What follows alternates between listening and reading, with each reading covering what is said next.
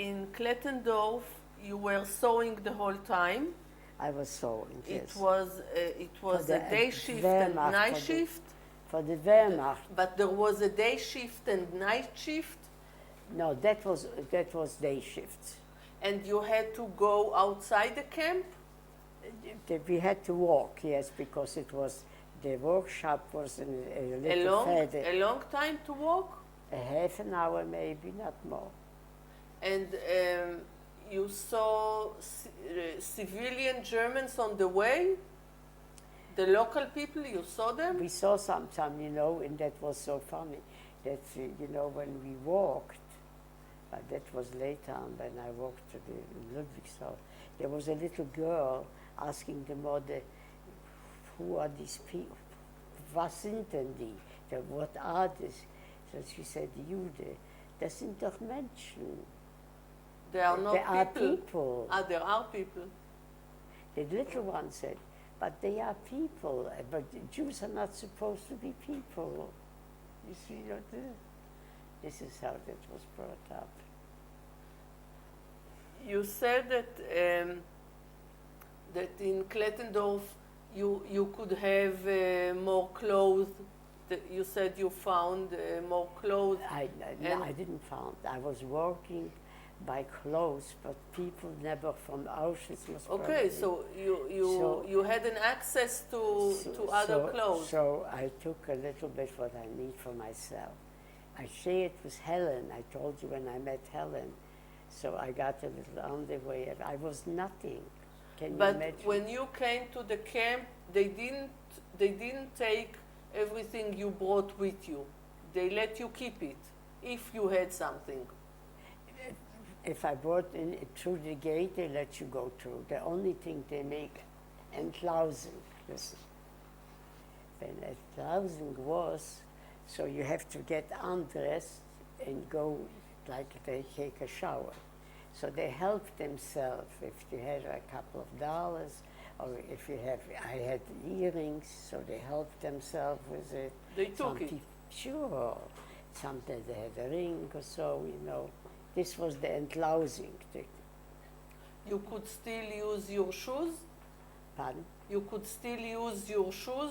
The shoes I got, yeah, the shoes I got, but the only thing I told you, like jewelry or money, that was the Entlausung. They're gonna, the lice what we have. You had lice? No, we didn't have it. You said that the camp was clean. Later on, we had bed bugs. That was worse than everything. We were bitten up and everything. We were crying. We couldn't eat. It was disgusting. Finally, they took care of that too. Yeah, that's. The Jews are not people. In Klettendorf, the work was, I understand, relatively okay. It wasn't too difficult. The conditions were relatively okay besides because the food. I could take a shower, so I could keep myself clean. The food was awful, but you said that the French people helped you with a little bit of extra food. They helped Helen, my sister, so my sister shared with me, of course, because she happened to work by the airplane, the planes, little parts, you know. And the French were also prisoners, but they had food. And they felt sorry for the girls, so they gave always to the girls something. And my sister shared with me. She always could bring you something. I mean, sometimes she wasn't so hungry that she couldn't keep it and she ate it all? No, I would be very hungry and I would share and she would do the same. No. How come? How can you explain it? I tell you, because you right away think of your sister before you think of that hunger. We could do that. I know there were some people who got their bread and ate it up at once. I heard even about people who took bread from their children. I heard that too. I don't believe it, but I didn't see it. No. I was with our girls from our hometown. And let me explain to you something. And there were another group, next barak was Bendina, and Sosnovtso. So they said that we are chauvinistic, that we hold on to each other. We did hold on to each other because we had a lot in common. You didn't mingle with the girls from Bendin and Sosnovyets. You kept together the girls from Because Chrzanów. we had a lot in common. So you were the snobs. That's right, the snobs. Who cares? So you helped each other. Yes, we did. We did. One another, we meant always each other, that's right. We shared with we get once in a month, we got a piece of butter. It's a stick butter like this, right? So we cut it up in 19 pieces, or 19 girls were there together.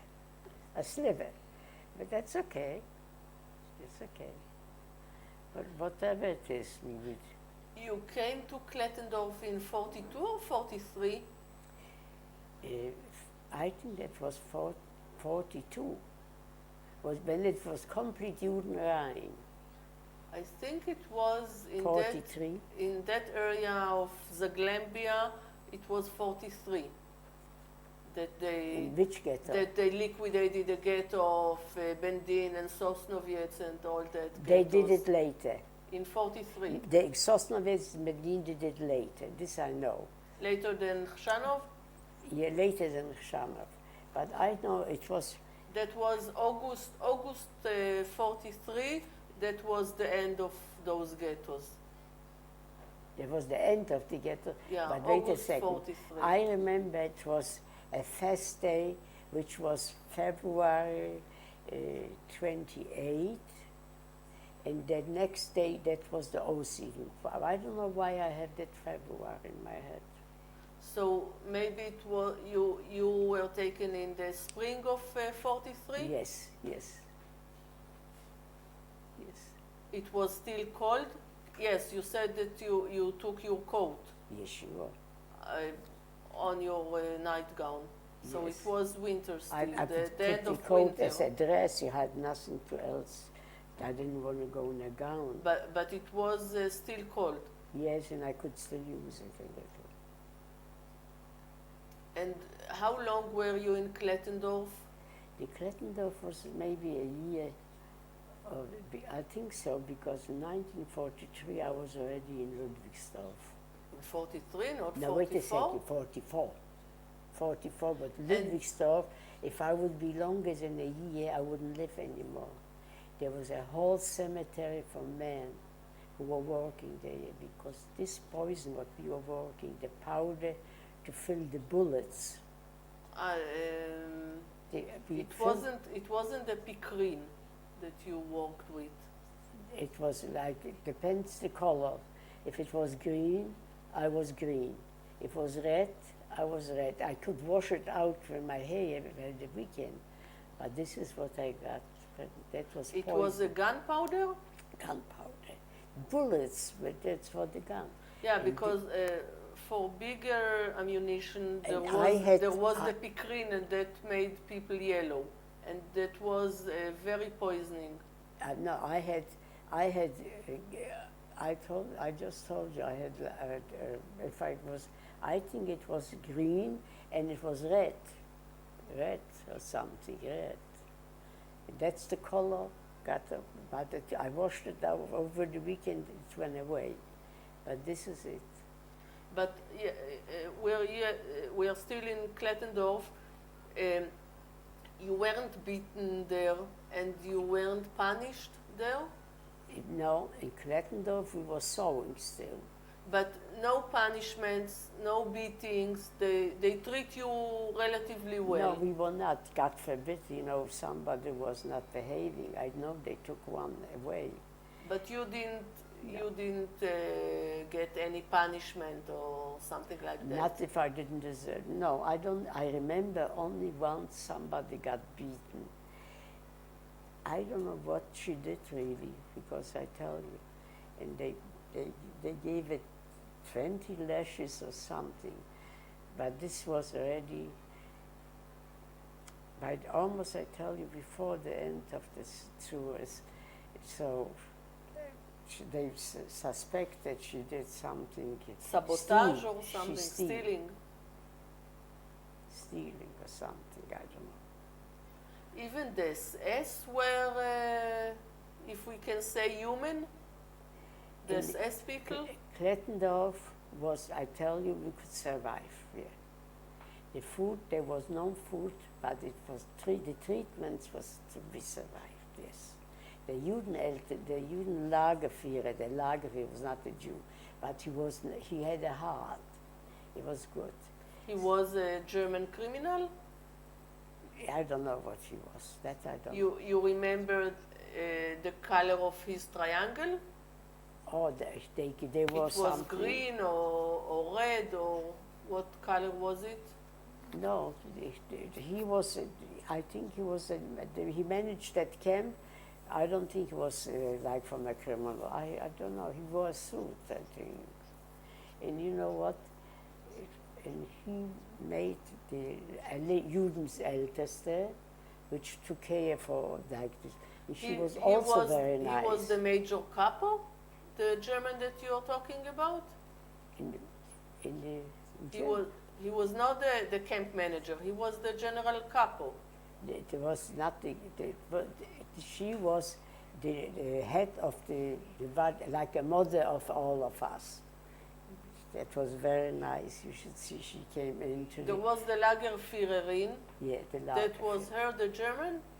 She was, no, the Lagerführerin was a Lagerführer, a man. Then he made a Judenälteste, a woman, Jewish. Polish Jewish. Yeah, because she was from Poland. Yeah, she was from Poland. And she was very nice most of the time. Some had somebody which they were not so nice, but this one was very nice. And we had a peaceful life, I tell you.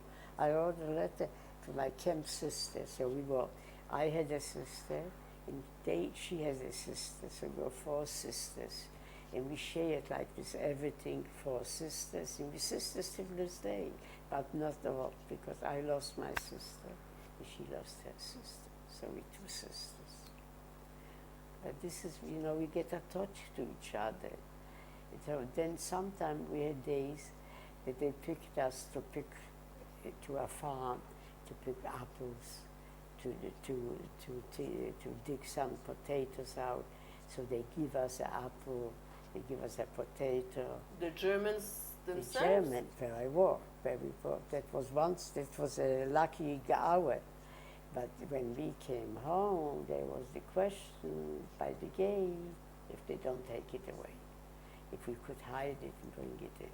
They checked on you? Definitely. But if we're lucky, we hide it and they didn't notice it. So we shared the apple. We were 4 girls, so we had a quarter of an apple, a quarter of a potato. We didn't eat a raw potato because we had also a little bit something. But raw potatoes, I couldn't eat. Some of them ate it. Yes, they did. You know what hunger is? It's a painful thing. It hurts. It's not only that you're hungry, but your stomach hurts. It's a pain.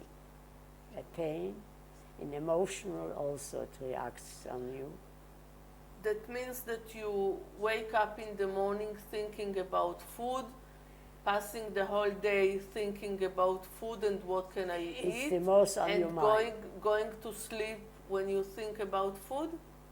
It's the most of your mind, but at night you're tired because you work a day off.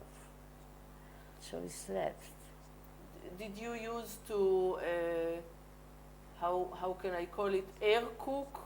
I mean, everyone is talking about what she used to eat at home and what her mother used to make and what she wants to eat after in the beginning, liberation. But then we didn't talk about the food. Then we were talking when will be the end of it, how we were going to kill them, we're going to do this to them. Take revenge. Yes. Once we have the Wehrmacht up there and we were down here. So it was a winter night, so we made the stove, But we were allowed only to make the stove when they allow us. And we made the stove. They came down. Wer hat das gemacht? Who did this here? So nobody would say who did it, because we all did it. So they locked us up for the night in a basement down there. It's not a basement, but the whole ground, you know, just because this was on hooks, it was staying this. We were there all night. And it was running there, snakes and mice and everything. We were screaming, you know, because it gives a bite, we see this. Nothing helped. We were there till morning. In morning, we went to work with a cup of coffee. That's it. This is the Germans. Did you have any idea about what was going on with the war at that time? Did anyone tell you anything? Nobody told me nothing. I was wondering what's going on. I was wondering where my parents are. I was wondering where the rest of the family is. But there was we didn't have a radio. We couldn't hear to a radio. Nothing like it. You didn't. You said that that you already heard about extermination camps. Did you think that your family is still knew alive? about Auschwitz. That's what you mean. But so I was, you know, can you believe sometimes that something can happen like this? You don't want to believe it. You know it, but you don't want to believe it. You don't want to face it. I couldn't face it. I couldn't. And it was going on, of course. I knew it. I was wondering where's my mother, where's my sister, I was wondering where the babies are, where the children are. And who would think that the world is finished? That was a finish for us well.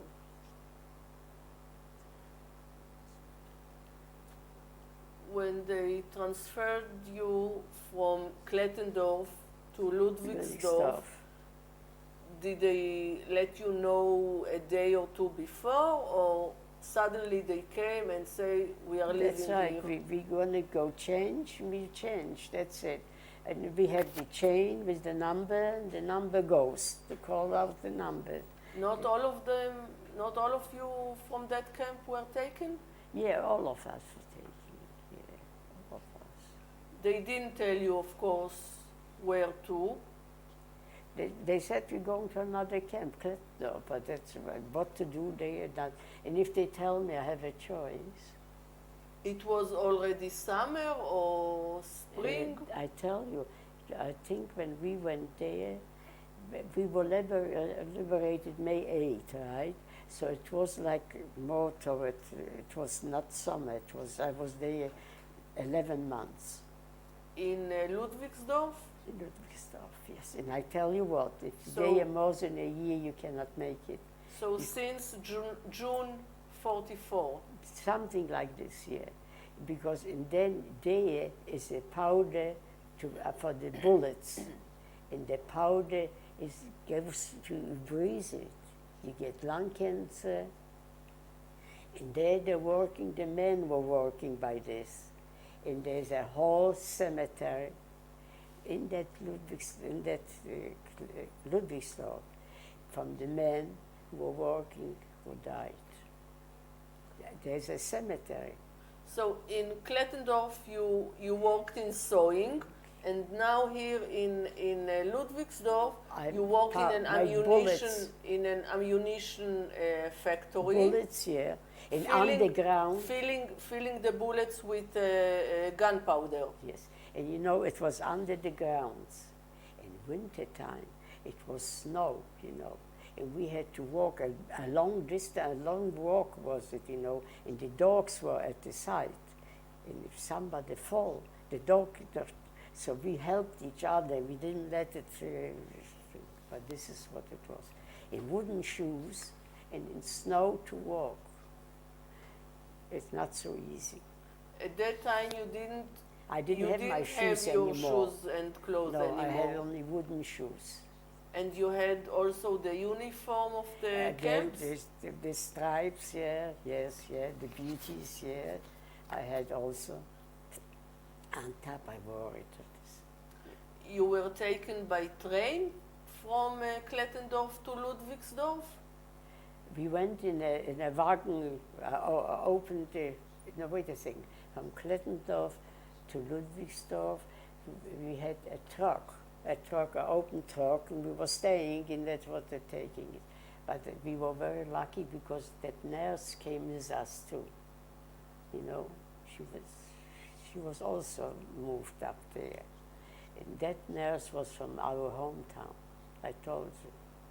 So she kept an eye on us a little bit sometimes. And if we were very sick, sometimes we couldn't anymore. So she took us for a day, but we're not allowed to say that we're sick, for a day to rest in her. There was a revier there?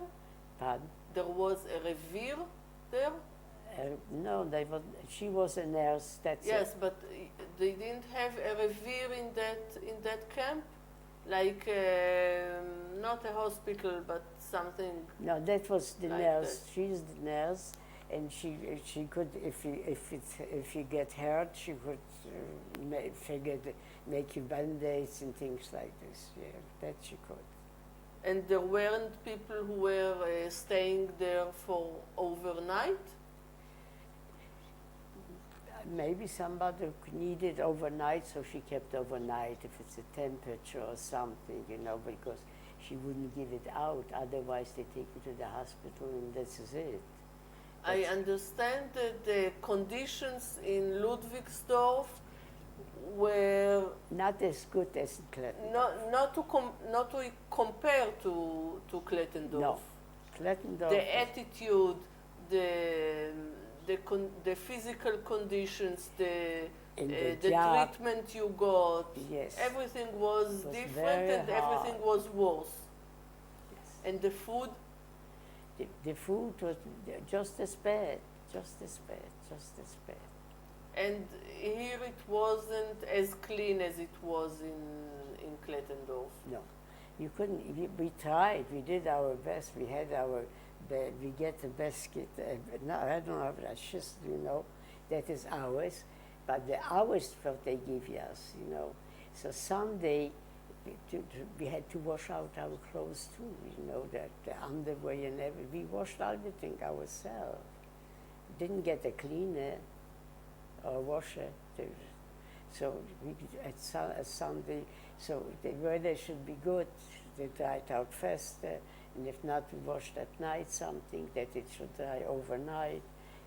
We didn't have so much clothes, just to have to change.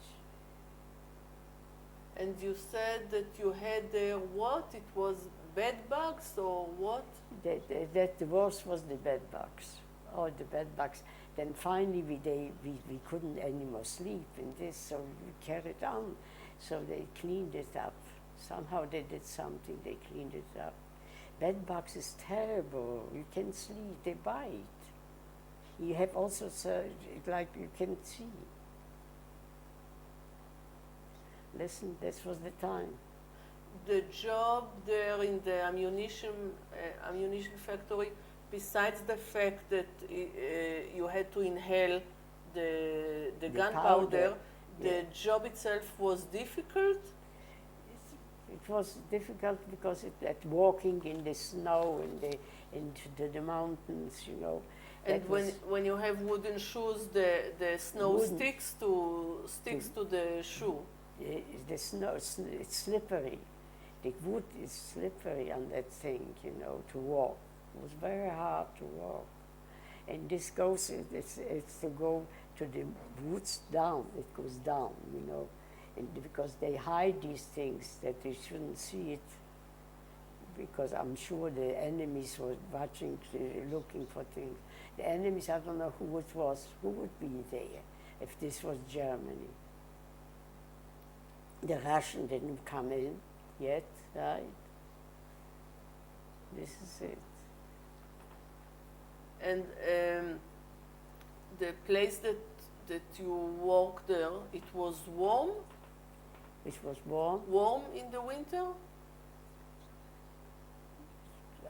In the place inside was not bad. That was not bad. And you had to make a quote? No, I just had to sit at the machine and fill up the things. How many came out? That was no counting. No.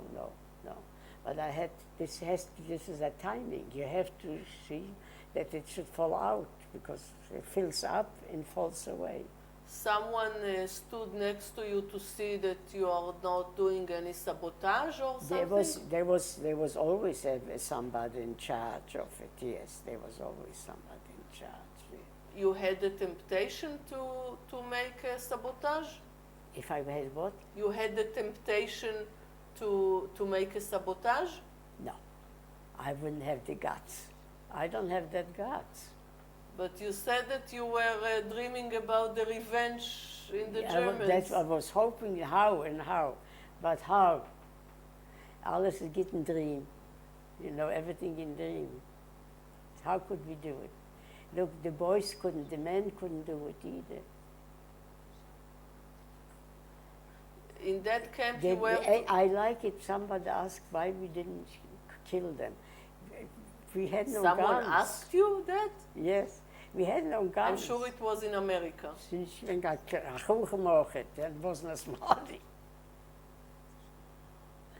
You couldn't do nothing, I tell you.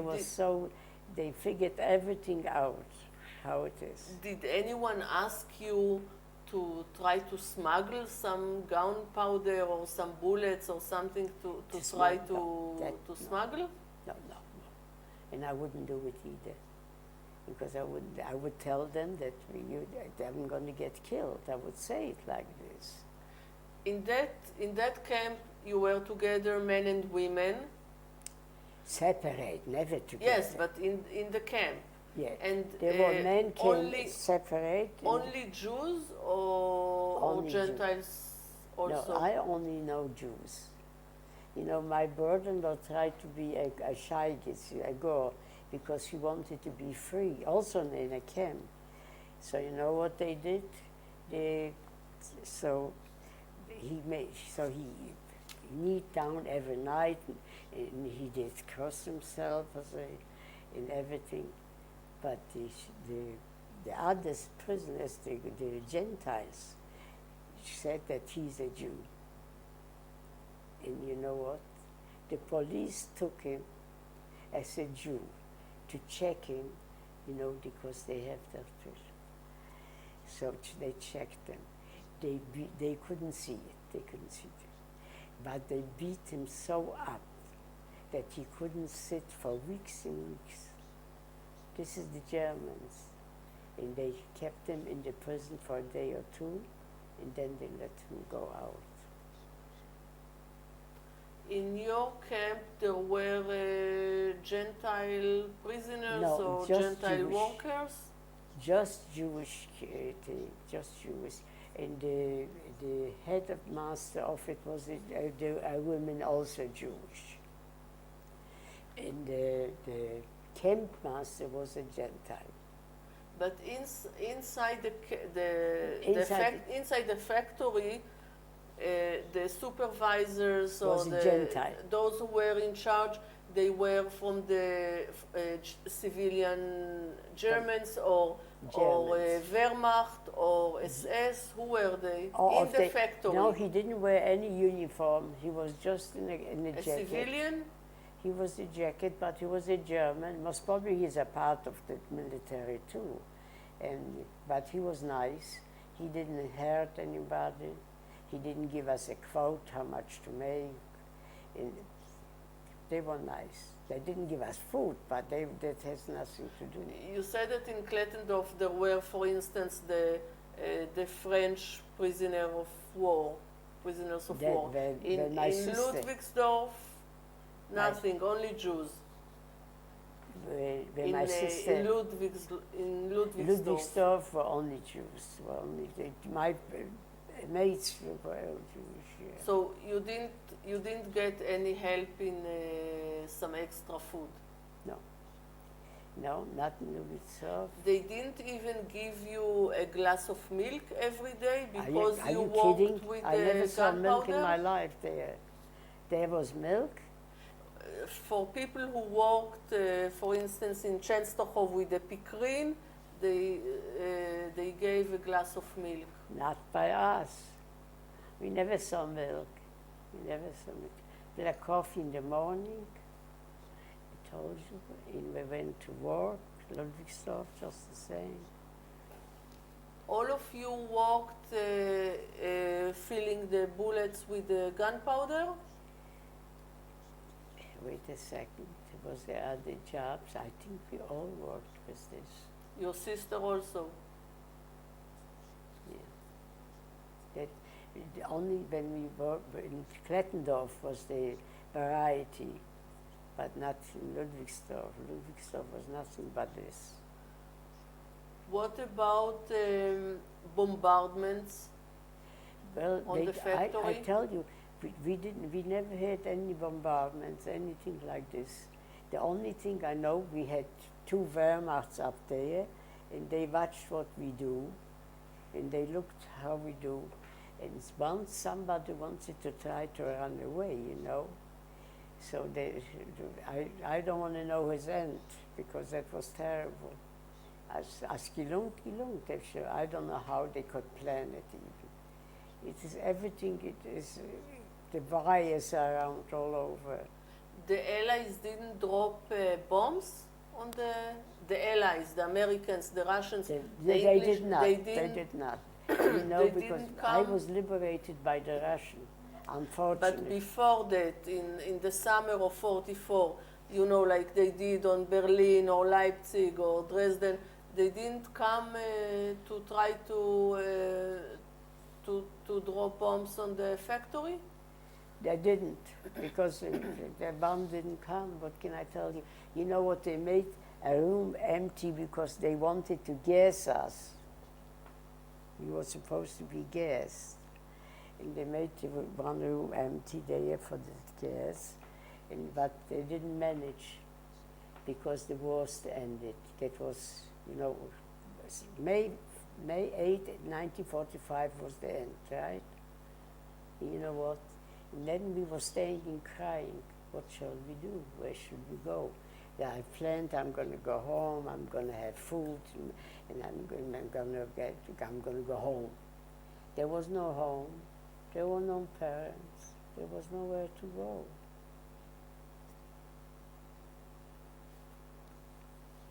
Did you know at that time when you were in Ludwigsdorf, did you know about the second front in Normandy? Or did you hear anything there? Nothing. We had no way to hear something. So you didn't have any hope? But You didn't have any hope? hope I have always.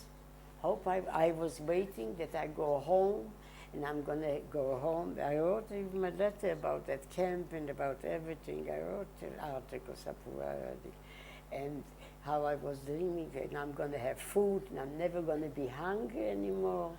What was your fantasy about food? What was the food that you wanted most, Listen, more than anything you else want to to eat? hear, because in camp, so we got a potato and a slice of bread, and it was so delicious. I said, I'm going to have 2 slices of bread and a potato in it. That's it? I didn't even think of cheese, of bolognas, or anything. Not a cake, Nothing I had in my mind. I didn't remember cakes and cookies or something like this. This didn't exist. Just that potato and that bread. That's it. You see what you get used to? I don't know, maybe not everybody. You become humble. Pardon? You become humble. Yeah, that's right. Yeah, you take it, this is it. But What? you dream, you go home, you dream it's a home, you dream of a parent, and you dream of everything. And here the gates open, and there's no more home, and no more parents, and nowhere to go. So we had camp sisters, you know, so we said, you know what, America is a big country, let's go to America. How do we go to America? But before that, let's talk a little bit about the liberation.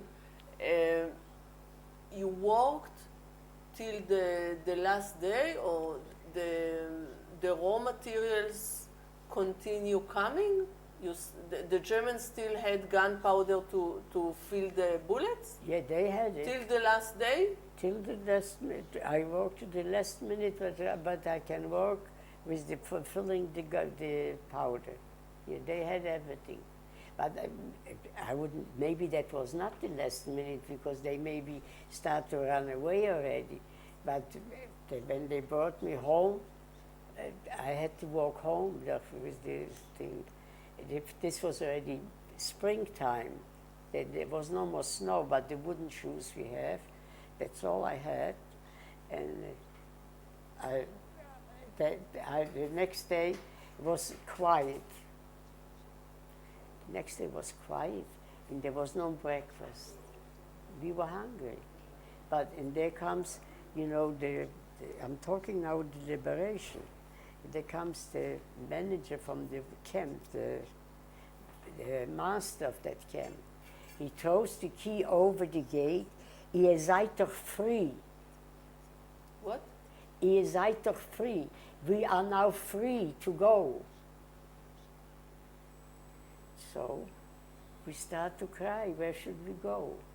But luckily the men are so smart, you know, there was a man camp not far away, so they came running to help the women. So they brought bread right away. I'll never forget. And they tried, you know, that we will be free. We will manage to get home. What can I tell you? But we were still never home. Because home was no home.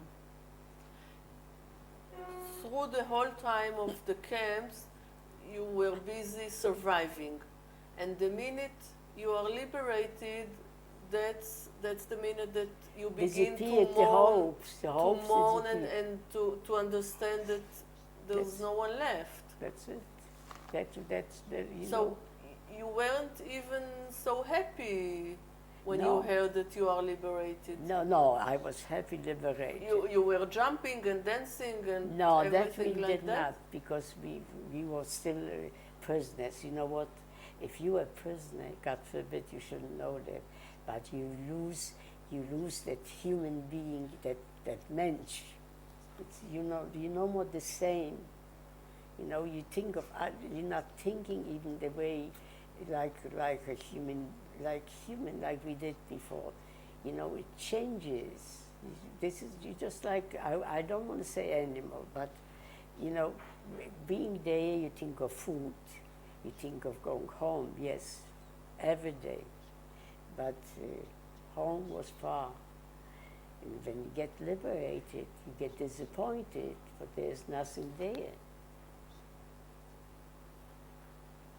That's it. But I still went home. You didn't know about anyone from your family who survived? I was with my sister. And I still went home, you know, because I still thought that something is immediately after liberation, the first thing you did is going back home to see who comes back? What's going on there, yeah, I wanted to see. I had maybe, I was stupid. You didn't need a hospital or something there to recover before going home? No, I didn't need to. You were relatively in a good condition. You were still healthy, standing on your feet. I think I could stay on my feet. You see, Gila was in Bergen-Belsen. She had typhus.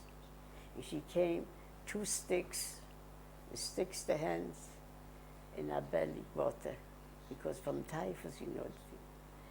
I tell you, then we were on displaced people, A DP camp. Because we didn't have a place. So she came there because we tried to write all over our names. That's what I told you before, because we wanted it, my brother and my sisters. So one brother also came. very You, sick. you went home. I didn't go home. So we where go did and you we came. meet? Where did you meet each other? We, wait a second. Then, You stayed in Germany. not in Germany was the home. We ever can. Poland, I couldn't reach. But after liberation, you stayed in Germany. For a while, yes. In yes. Ludwigsdorf or where? Not, we tried to go to Munich because Munich is like more concentrated for Jewish people. So we went to Munich. We was auch geschmuggelt a bisschen through the woods, through this, but we made Munich. In there was American. They made special, places where you can go for food, you can eat, and they help you. And this is how we could get out, and this is how we could stand up a little. And little by little, we geworden Menschen. You became people again. That's what I said. Right. And there was the danger that people after liberation sometimes ate too much. They died. You didn't have that problem? My friend's brother, the soldiers gave him sardines. And he was so hungry, so he opened it, and he ate the whole box, and that was the end. You didn't eat too much? No, I didn't have so much food to eat, and I wouldn't eat so much more. Even after liberation? Yeah, I ate. You know what? We learn to eat a little. The stomach gets shrinked. But sometimes the eyes get bigger. The eyes are big. The eyes are also bigger than the mouth, yes. But the stomach doesn't work. No, the stomach wouldn't go further. So you stayed in Germany, in Munich, and you were with your sister Helen. Helen, After yes. a while, you met your sister after Gila. that, my brother came. First your brother Feivel came. Pavel, and then Gila came also. But we were still in displaced people. So you were already 4 brothers and then sisters. Gila came, but Gila came so sick. So you were 3 sisters and 1 brother in Germany. Yeah, we survived. Yes. And then you decided what do you want to do next? Then we decided, no, we stood in Germany, we stood in Munich. In Munich was okay. And then we found the people, what we were together, we in that displaced place.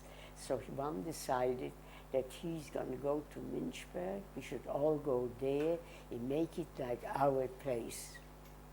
Where to go where? Münchberg. That's Germany. That's also Germany. Münchberg.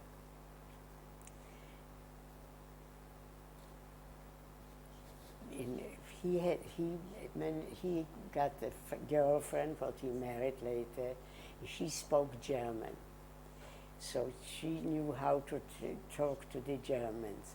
So they gave us a place, and in this way we got connected, and we could get food, and we could get our apartments, and we lived together. Together, misplaced people, and so it was like, let's say, like a community. And they made a Minyan Day to Daven. They made it, and they You remained religious after the war? Religious, yeah. You didn't have questions about it after you understood what happened with the family? What you did. Sometimes I would ask, "Where's God?" That is, but not that they question that I'm Jewish. This is my religion. I'm born a Jew, die a Jew. This I know. But there is a Jew and there is a Jew. You can be a believer and you can be a non-believer Jew. We still wanted to stay religious, to a degree. And you decided that you want to go to America? That's we decided. All the whole 4 of you? Yeah, because where should we? go. America is famous, you know, all over. But I'm sure that around you many people said that they want to go to Palestine. No, not one. No one? No, we wanted to go to Palestine, but you don't know that when you came to Cyprus, they send you back. No, when you arrived to Palestine, they sent you to Cyprus. There you are, there, or something like this. We all wanted to go to Palestine. That's it. But when a few people came and they said that what they did, so that was out. But to America, it wasn't very easy to go to. You needed an affidavit. No, I told you, that's why we were a lot of misplaced people for a while. And then the one who wanted to be like the leader, and she spoke German. And she was the leader. She knew how to get to the German and what to do and how to do. But to get to America, you need Americans, not the Germans. No, but wait a second. But you need the Germans to have it. They give you the passport, and they arrange these things, you see. So if we were almost like the first that we left. So, wait a second. I was married already. We married in the misplaced people camp. When? In Münchberg. But when? In 1945, 46? Münchberg. No, Münchberg we went out. In München, when we went to the big city. But you knew your husband before the war? Yeah, I knew. Yeah, we were from the same hometown. But you weren't friends before the war? No, not really, not close. But we knew each other from the hometown. So you got married, that was already... Wait a second. You don't remember when did you get married? And you know, the chaplain was from the American soldiers. He was the one who gave us certification. Yes, that was very early, believe me. 46, I suppose May 8, it was. 1945, we were liberated, right? Yes. In in February 1946, I got married. Okay. In May 1947, I had my daughter, a baby. See, I remember. Also in Munich. Yeah. See, I remember. And when did you go to America? After it was liberation, May 8, 1945. No, but you were in Germany still in 47. Your daughter was born in Germany. But, so we didn't, I don't think that we came. That was Germany where I was. Yes, and to America you arrived in 1948? 1940. May 8, 1945. I was in America in 1946. But you said you got married in Germany. I came to America, I had already a 2-year-old baby. So it was 49. 49, and wait a second, and we came with a boat. How I knew the boat's name even. Never mind. But all 4 brothers and sisters went together to America, or only you with your new family? We didn't go together, but we met later, everybody together in America. In New York? Yes. And the first time in America, I suppose, wasn't very easy. No, it wasn't. It wasn't. The adjustment and... My husband looked right for the job, yes. And what was his name? Pardon? Your husband's name? Max Ganger. And my name is Hollander. So he looked for a job, and there was jobs not so easy to get. And my brother, but anyhow, somehow we got a couple of dollars that we could manage. And he wouldn't let me go to work, that I should put the baby in a nursing home. In the nurse, he said no. He didn't want the children to, for whether you want to be the mother and you stay home with your child. That was the law for my husband. But he went out and he found something to work, and he made a living a little bit, and we managed. And you had another daughter in America? Yes, yes. So you My have younger one, yes. You have 2 daughters and how many grandchildren? 7. 7 beautiful grandchildren. You couldn't ask for better. That's it. I'm very happy. And you still live in New York? I live in New York, yes. Yeah. Yeah. And I live in the same apartment. I was widowed very early. My husband is already 35 years. I'm a widow. But I managed the same apartment, and I went at night to school, and I learned typing, and I got the office job. And you learned English, of course. The English came by itself, I don't know how. But I didn't go to school, I didn't have time for that so much. But typing, you had to know to write English. No, I tell you this, I had to know that little English, but the offices have already made the typed up sales slips. You only fill in the name of the people, the amount what they bought, and the amount what is due. And I even kept the ledger. It was a technical typing. Pardon? It was a technical typing. Yeah. But you needed to know typing. That's it. What do you want to say before we finish the interview? You know, last message or sentence or anything that you think about to say? But I think about and I can give a message to what? Whomever you want. Hope. I think hope is the most important thing a man should have, people should have. Because if you don't have hope, you lost everything. If you have hope, you still live with a body and with a person. And look forwards, it cannot be so bad. Something will change. This is how I lived, and this is how I hoped, and this is what I believe. Okay, thank you very much. You're very welcome. I thank you.